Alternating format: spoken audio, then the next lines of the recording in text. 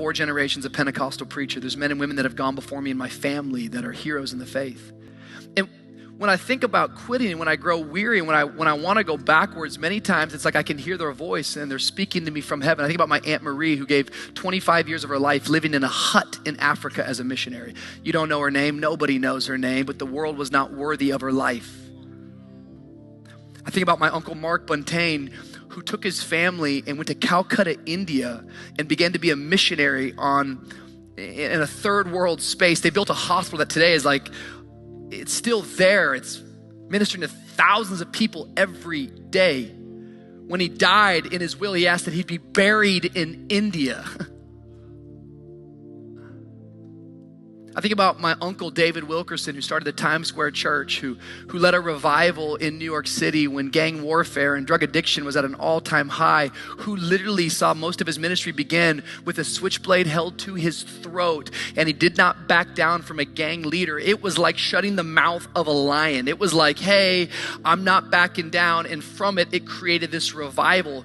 And although he's gone and although he's not living, when I get weary, it's like I can hear his voice saying, Rich, you're not called to convenience. You're called to conviction. My grandfather, Fulton Buntain, he pastored the same church for 42 years. That's an accomplishment in itself. 42 years with the same people. He's passed away now, but I can hear his voice from heaven. He used to always say, Rich, it's always too soon to quit. The only time you fail is the last time you try. Tough times don't last. Tough people do. I hear his voice. I hear them saying, you are surrounded. Run your race. Get your faith back. Keep moving. Maybe you're here today, you go, but Rich, that's not my story, man. Like, I don't have great people in my family that laid their life down and spread the message. I don't know anybody else who's a Christian. In fact, I'm a first-generation Christian. In fact, Rich, this is the only church I've ever been to, and I'm kind of just having a hard time. And when I hear you tell me that story, now it all makes sense. Now I get why you can get up there every week and give all these messages, and you always seem to have so much great faith. It's because that's in your family. That's in your bloodline. That's who you are, man. Now I get it. That's not me, though. But friend, can I remind you that if this is the first church you've ever belonged to, if you're a first generation Christian, can I remind you that when you put your faith in Jesus, you became a son of God, which means that you now can experience a spiritual inheritance. You have been grafted into the family of God. And you are a part of a faith legacy, whether you know it or not. You're not new. This is something old that's been going on. So strengthen your feeble legs. Don't back down from the pressure. Keep the faith. Move forward.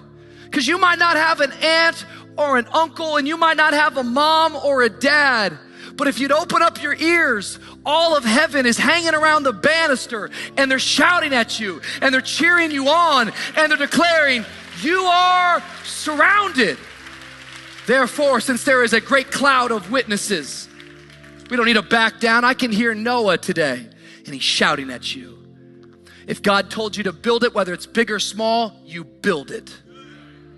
I can hear Abraham, the father of faith, and he's saying, if God tells you to step out, even if it appears to be unknown, rest assured, it's in the dark places, it's in the unknown places that God will show up and he will make himself known. I hear Isaac, this young man, and he's shouting at you. He was willing to lay his life down on an altar, but thank God a ram showed up in the thicket. But I can hear him as he shouts at you and I, saying, do not conform to the patterns of this world, but be transformed by the renewing of your mind. Offer your bodies as living sacrifices, holy and pleasing to God. You are surrounded. Don't give up. I can hear Jacob, a man who has sin after sin after sin, mistake after mistake after mistake. But he shouts at you and me and he says, let me tell you what, there is no mistake too big for God's grace. You get up and you remind yourself you are surrounded.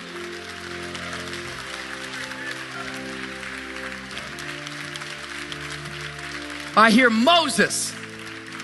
Moses had a stuttering problem. He had an earthly limitation, but he would shout now with full voice, and he would tell you, do not let your earthly limitation stop you from believing in a supernatural God who's never had a limit on him.